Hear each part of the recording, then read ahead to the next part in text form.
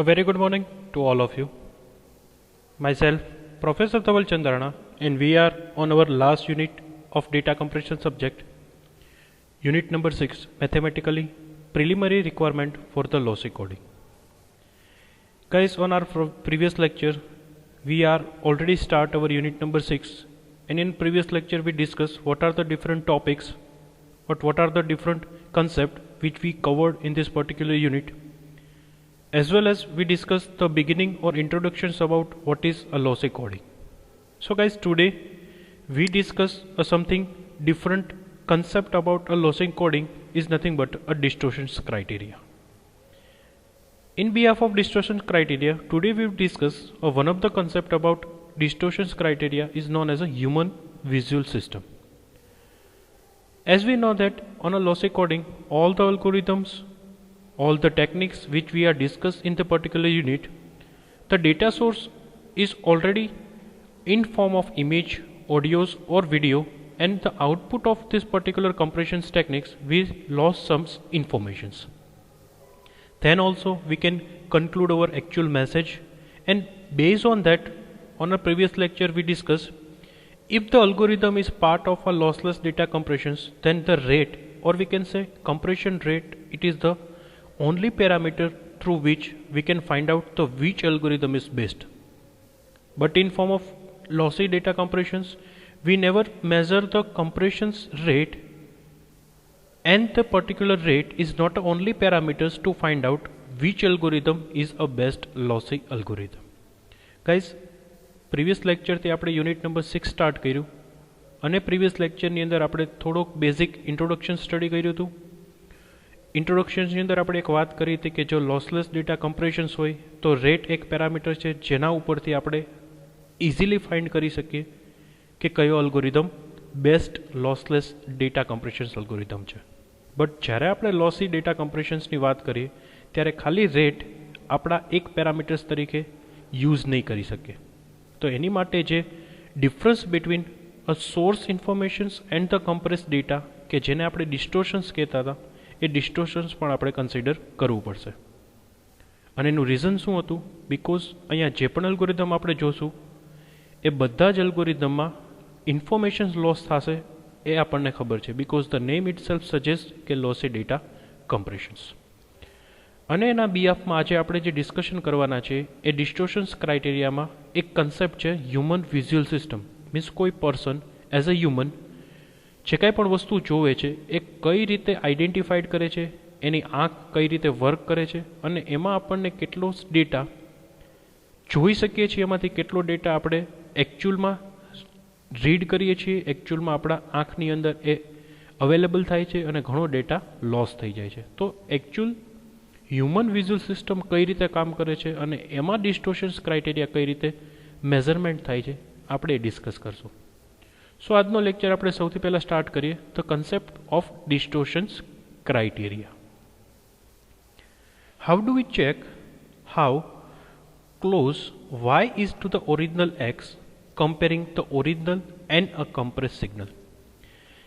Guys, y અને x શું છે એ જો તમને આઈડિયા ન હોય તો પ્રીવિયસ લેક્ચર આપણે એની ઉપર ઓલરેડી એક ફિગર જોઈ લીધી છે, લોસી ડેટા કમ્પ્રેશન્સ મોડલ.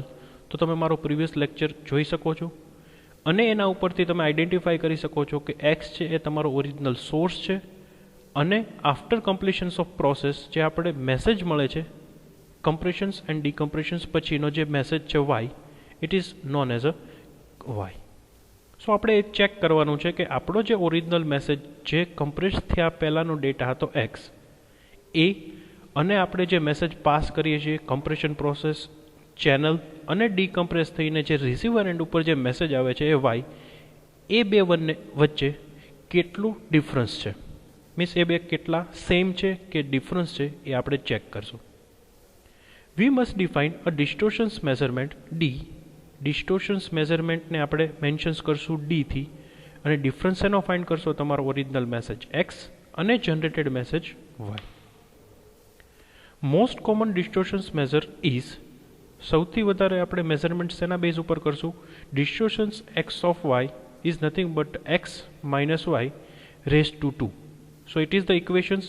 આ ઇક્વેશન્સની હેલ્પથી આપણને જે ફાઇનલ રિઝલ્ટ જનરેટ થાય છે એ આપણે પર્ટિક્યુલર ડિસ્ટોર્શન્સ મેઝર કરવા માટે યુઝ કરશું. Original message x, after generating compression and decompression message y અને raise to 2. The most often used average measure is the average of squared error measure, or we can say a SEM, square error message. This is called the mean square error message, or we can say MSC. Guys, આ સૌથી વધારે યાદ રાખવાવાળી વસ્તુ છે, because હવે પછી જે કંઈ પણ અલ્ગોરિધમ છે એ MSE એટલે કે મીન સ્ક્વેર્ડ એરર ઉપર આપણે ફાઇન્ડ આઉટ કરશું કે પર્ટિક્યુલર અલ્ગોરિધમ છે એ બેસ્ટ છે કે નહીં. And is often represent by the symbols delta raise to 2 or delta raise to 2 log base D. But obvious આપણને ખબર છે કે જ્યારે આપણે કમ્પ્રેશન્સ પરફોર્મ કરીએ છીએ એ લોસી કમ્પ્રેશન્સ હોય કે લોસલેસ ડેટા કમ્પ્રેશન્સ હોય, આપણે એને log બેઝ ડીથી એક્ઝિક્યુટ કરીએ છીએ. સો સૌથી પહેલું equations x minus Y raise to 2, એને આપણે કહીશું મીન સ્ક્વેર એરર, અને એનું રિપ્રેઝન્ટેશન્સ આપણે કઈ રીતે ડિફાઇન કરશું? સો આ ડી એક્સ ઓફ વાય જે છે એને આપણે ડેલ્ટા રેઝ ટુ 2થી આઈડેન્ટિફાઈ કરશું. અને આ ઇક્વેશન્સને એક્ઝિક્યુટ કરવા માટે કરવાનું શું થશે? ડેલ્ટા રેઝ ટુ 2 એટલે કે તમારું D X of Y log base D, એને આપણે લોગ બેઝ ડી વડે ડિવાઈડ કરી દઈશું. So it is the actual equations to measure the mean squared error, જે આપણે અહીંયા રિપ્રેઝન્ટ કર્યું છે delta raise to 2, 1 of n, it is the range between starting point and the last point in summations of xn minus yn is nothing but the x minus y raised to 2. So આ ઇક્વેશન્સની હેલ્પથી જેમ આપણે lossless data કમ્પ્રેશન્સની અંદર જે પ્રોબેબિલિટીઝ find out કરવા માટે equations complete 1 to 5 યુનિટની અંદર યુઝ કર્યું, એ જ રીતે આ મીન સ્ક્વેર્ડ એરરનો યુઝ આપણે થ્રુઆઉટ ધીસ પર્ટિક્યુલર યુનિટ માટે યુઝ કરશું. સો આ ઇક્વેશન્સ કમ્પલસરી યાદ રાખવાનું છે, અને આનો જ યુઝ કરીને આપણે હવે પછીના જે પણ ન્યુમેરિક્સ આવશે એ સોલ્વ કરવાની ટ્રાય કરશું. If we are interested in the size of error relative to the signal, we can find the ratio of average square error value of the source output and the mean square error. This is called the signal to noise ratio, or we can say it is known as a SNR. જો એ particular mean square error છે એને આપણે relatively error સાથે find કરીને, relatively error સાથે major કરીને જો આપણે એવરેજ ફાઇન્ડ કરવી હોય તો એને આપણે જે રિઝલ્ટ જનરેટ થાય છે એને આપણે કહીશું SNR. અને SNRનું ઇક્વેશન શું છે? So delta square X upon delta square D. અને આ આપણને ક્યાંથી મળશે? આપણે લોગ બેઝ 2ને આપણા equations X minus Y raise to 2 એટલે કે ડેલ્ટા સ્ક્વેર વેલ્યુ જે આપણને જનરેટ થાય છે એને આપણો જે MSC છે મીન સ્ક્વેર એરર વડે ડિવાઈડ કરશું, એટલે આપણને સિગ્નલ ટુ નોઇસ રેશિયો મળશે. અને તો બટ ઓબ્વિયસ આપણને ખબર છે કે આપણે એવરેજ ફાઇન્ડ કરવી હોય તો total number of data divide by numbers of informations. So it is nothing but a signal to noise ratio. Equation શું કામ ઇમ્પોર્ટન્ટ છે? કે SNR જનરેટ શેના બેઝ ઉપર થાય છે? તમારી એવરેજ સિગ્નલ વેલ્યુ કે તમે જો એક્સ માટે ફાઇન્ડ કરતા હોય તો એક્સ, વાય માટે ફાઇન્ડ કરતા હોય તો વાય, ડિવાઈડ બાય MSE. સો એ વસ્તુ યાદ રાખવા માટે તમારે સૌથી પહેલાં MSC ફાઇન્ડ કરવું પડશે. MSC ફાઇન્ડ થઈ જાય then you can find a respective error signal with help of SNR. The SNR is often measured on a logarithmical scale and the unit of measurement are decibel, or we can say abbreviations of dB, because we are dividing our exact value from the particular error. So that's why SNR is the logarithmical scale and the units of the measurement are decibel. Concept એવો છે કે જ્યારે તમે SNR find કરો છો તો એ but obvious આપણે MSC વડે ડિવાઈડ કરીએ છીએ, અથવા તો આપણે એવું કહી શકીએ કે એબ્રીવેટ્સ ઓફ DB. એ આપણને જે આઉટપુટ મળવાનું છે SNRનું એ આપણે આ ફોર્મમાં જે મેઝરમેન્ટ કરીએ છીએ, એટલે કે અહીંયા જે રિઝલ્ટ જનરેટ થશે એ આપણે મેઝરમેન્ટ કેમાં કરી શકીએ? DBની અંદર. અને એ જે વેલ્યુ મળે છે એનું પેરામીટર્સ છે DB. સો SNRને મેઝરમેન્ટ કરવા માટે જે પેરામીટર યુઝ કરીએ છીએ, સ્કેલ યુઝ કરીએ છીએ, એને આપણે કહેશું dB. So SNR dB is equal to 10 log base 10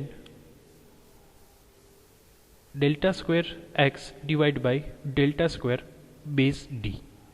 તો આપણે શું કર્યું છે કે dB થી મેઝરમેન્ટ્સ કરવા માટે આપણને જે SNR મળે છે એને log base 10 વડે યુઝ કરી લેશું. મીન્સ આ તમારું જે ઇક્વેશન્સ છે એને મલ્ટિપ્લિકેશન log base 10 કરશું એટલે શું થશે, તમને જે પણ આઉટપુટ જનરેટ થાય છે એ SNR ડીબીના ફોર્મમાં આઉટપુટ જનરેટ થશે. સો ગાઈઝ, સૌથી પહેલાં તમારે ફાઇન્ડ આઉટ કરવાનું છે એમએસસીનું રેગ્યુલર એક્સપ્રેશન છે x minus Y raise to 2, એને લોગ બેઝ ડી વડે ડિવાઈડ કરો એટલે તમારી એમએસસીની વેલ્યુ મળશે.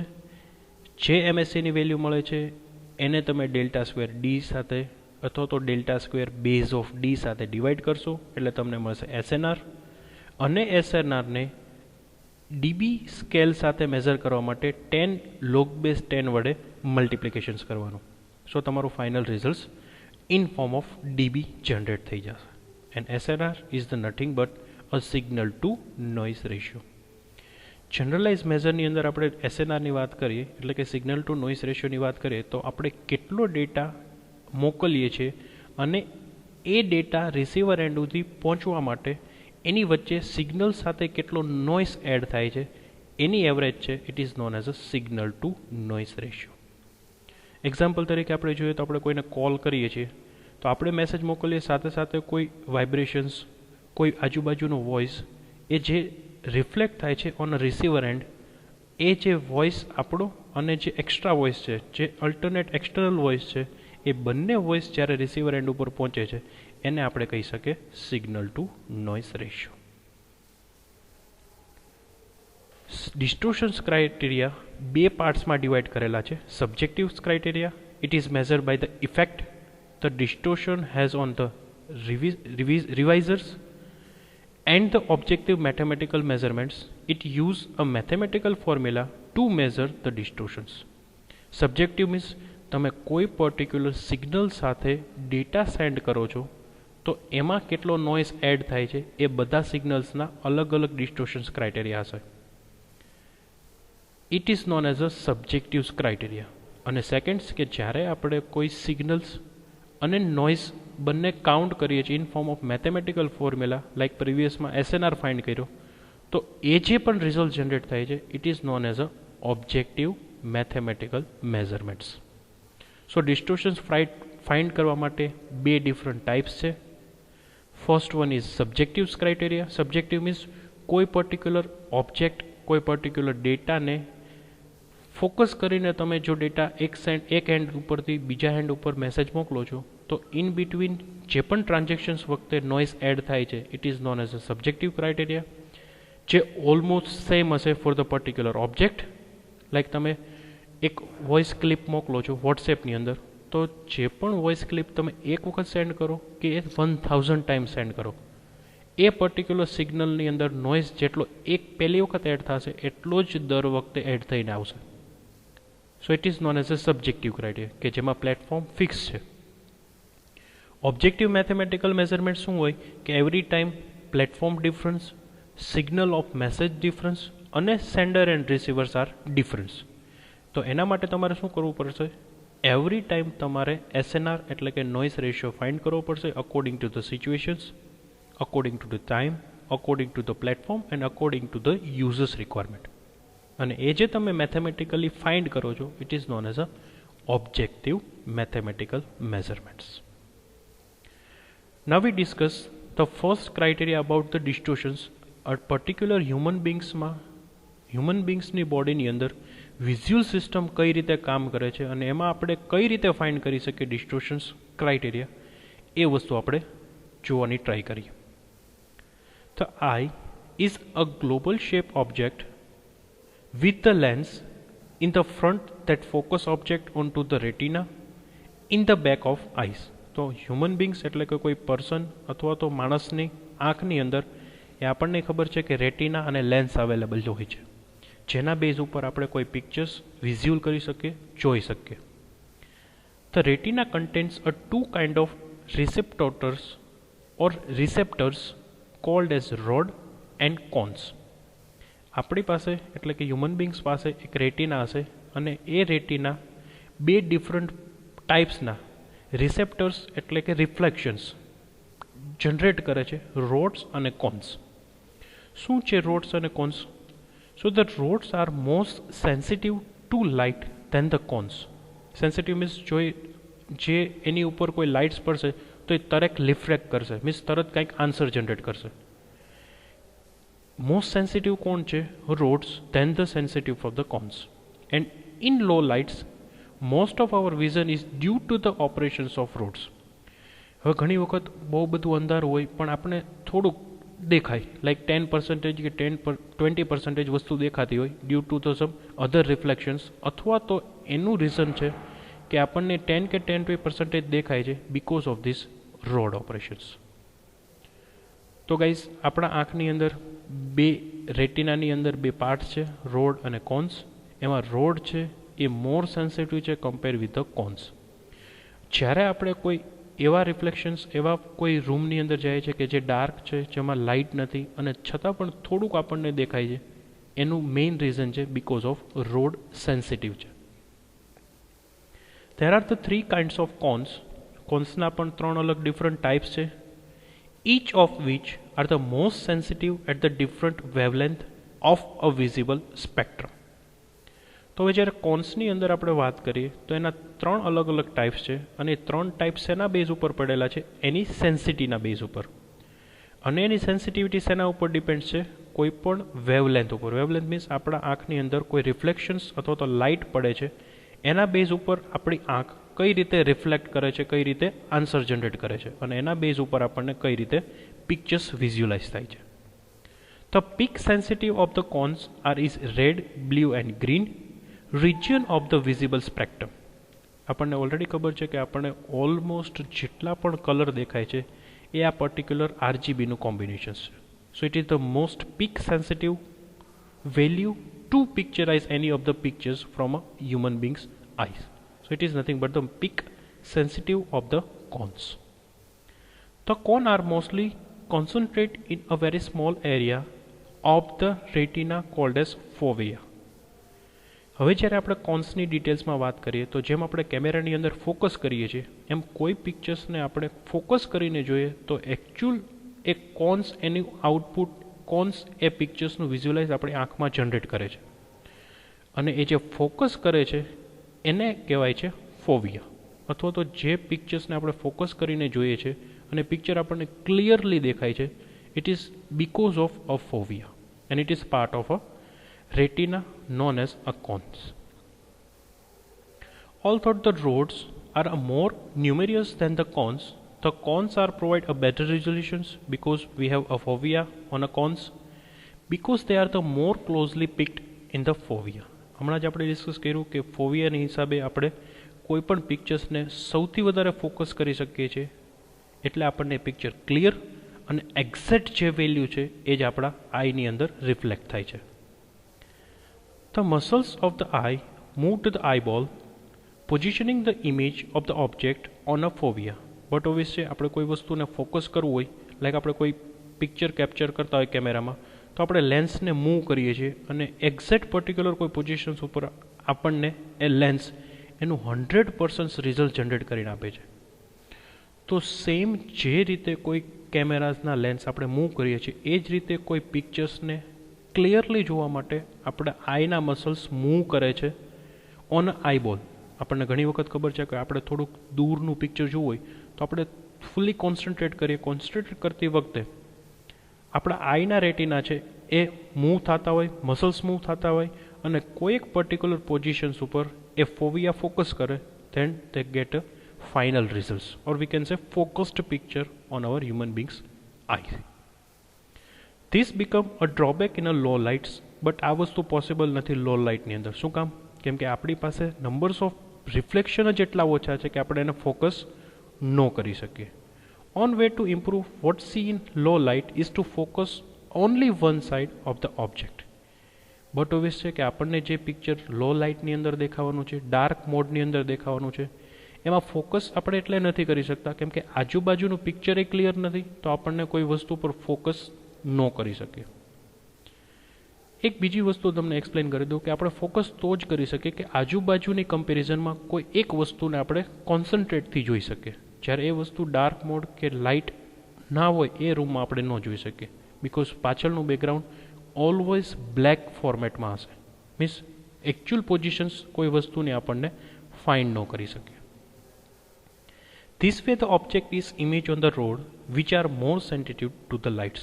So એનું રીઝન એ જ છે કે રોડ છે મોસ્ટ સેન્સિટિવ છે જો કોઈ લાઇટની અંદર પિક્ચર્સ જનરેટ કરવાનું હોય, અને જો લાઇટ અવેલેબલ હશે તો આપણે એને ફોવિયાથી ફોકસ પણ કરી શકશું. If we illustrate a screen with a certain intensity I and the shine a spot on it with a different intensity, the spots become visible when the difference in intensity is delta I. તો actual intensity જ્યારે આપણે કોઈ find કરવી હોય તો એને આઈથી represent કરી શકીએ, અને visible with the difference intensity means background change કરીને, કોઈ લાઇટ બંધ કરીને, કોઈ અલગ કલરની લાઇટ ફાઇન્ડ કરીને, અને બેકગ્રાઉન્ડની અંદર અલગ કલરની લાઇટ મૂકીને અને એ પિક્ચરને વિઝ્યુઅલ કરીએ. So the different intensity known as a delta I. This is called just a noticeable difference between J and D.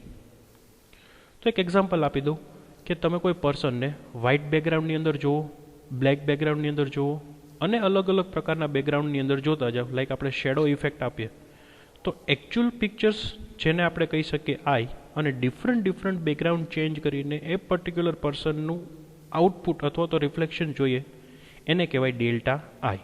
અને એ બે વચ્ચેનું જે રિપ્રેઝન્ટેશન્સ છે એને આપણે કહેવાય just noticeable difference is known as a J and D.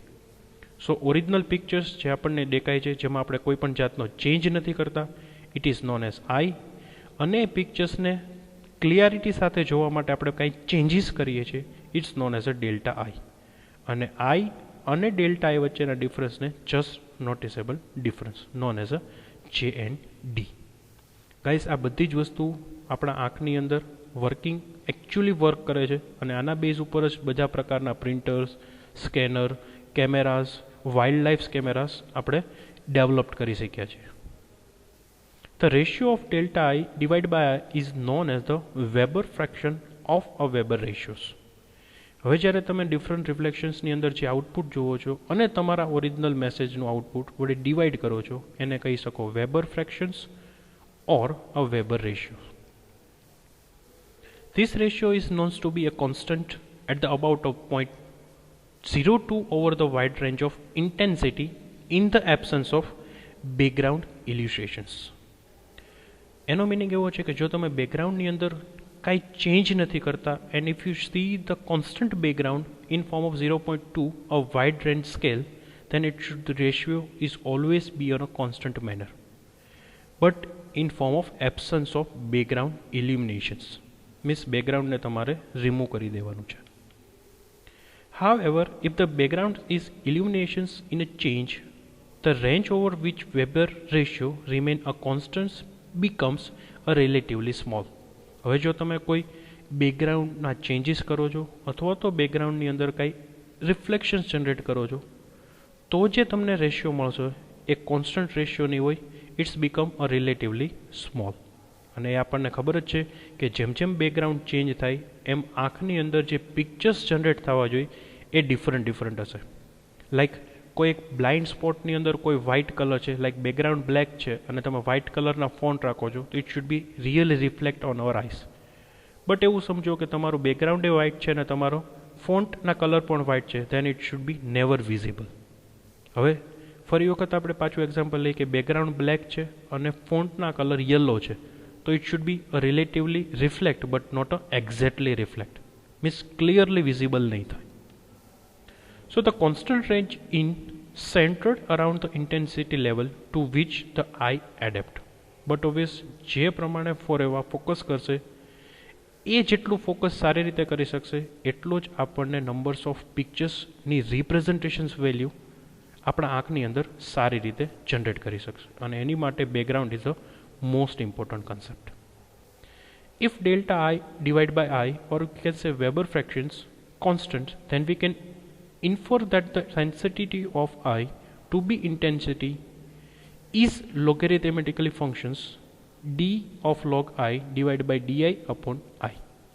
જો તમારે આ વેબર ફ્રેક્શન્સને લોગેરિથમેટિકલી કોન્સ્ટન્ટ્સ જનરેટ કરવું હોય તો તમારે એને distortions log of I equal to distortions of I divide by આઈથી રિપ્રેઝેન્ટ કરવાનું થશે. એનો મિનિંગ કે તમારી ડિસ્ટોર્શન સાથેની ઓરિજિનલ વેલ્યુ ડિવાઇડ બાય તમારી original value, and it is nothing but logarithmically functions of Weber functions. Thus we can model the eye as in the receptors whose output goes to be a logarithmically non-linearity. શું કામ? જેટલું reflections એટલે કે તમારું ડિસ્ટોર્શન્સ વધારે એટલું numbers of focus એટલે કે નંબર્સ ઓફ આઉટપુટ પિક્ચર્સ જોવાની ક્લિયરિટી ઓછી. મીન્સ તમારા ઓરિજિનલ મેસેજમાં જેટલો ડિસ્ટોર્શન્સ વધારે હશે એટલી પિક્ચર્સની ક્લિયરિટી ડિક્રીઝ થતી જશે. It's become a logarithmically non linearity. We also know that the eye act as a special low pass filter. આંખની અંદર આપણી પાસે આપણને ખબર છે કે સ્પેશિયલ લો પાસ ફિલ્ટર છે અને લો પાસ ફિલ્ટર કઈ રીતે વર્ક કરે છે એ પણ આપણે જોશું. Putting all of these informations together, we can develop a model for the monochromatical visions shown in the below figure. અને આ જે ફિગર્સ છે કે જે આપણે જોઈએ છીએ, લાઇટ સોર્સ ડિપેન્ડ્સ કઈ પ્રકારની લાઇટ્સ અવેલેબલ છે. લાઇટની અંદર પણ આરજીબી છે, વ્હાઇટ છે, બેકગ્રાઉન્ડ, એ બધી વસ્તુ અહીંયાથી સોર્સની અંદર એપ્લાય કરવામાં આવે. સ્પેશિયલ સ્લો પાસ ફિલ્ટરનું કામ શું છે કે તમારી જેટલી પણ આપણે ડિસ્કસ કરી ફોવેવા કોન્સ એ બધી જ વસ્તુનું કોમ્બિનેશન્સ આ લો પાસ ફિલ્ટરની અંદર થશે અને એમાંથી જે આપણને એકચ્યુઅલ ફાઇનલાઇઝ રિઝલ્ટ જનરેટ થાય છે it is known as a logarithmically non linearity. અને આ કમ્પ્લીટ ફંક્શન્સને આપણે શું કહેશું?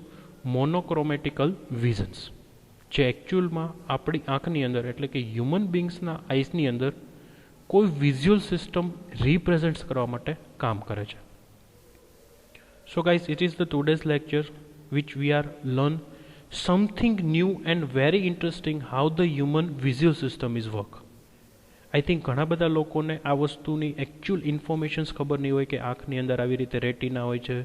રેટિના જ્યારે પણ કોઈ ફોકસ કરવા માગે છે ત્યારે આઈના મસલ્સને મૂવ કરે છે. ફોવેવા છે એ કોર અને ડોનની સાથે મેચ કરીને લાઇટની ઇન્ટેન્સિટી મેઝર કરીને કોઈ પર્ટિક્યુલર પિક્ચર્સને ફોકસ કરી તમારા આઈની અંદર રિફ્લેક્ટ કરે છે.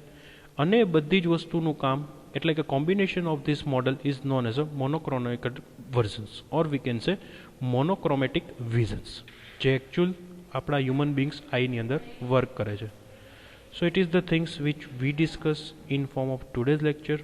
I hope it is really helpful to describe how the human visual system is work, as well as for the generalized information is really helpful to identify how the human visual system is work. I hope you are enjoyed. I hope you are like my video. Thank you so much.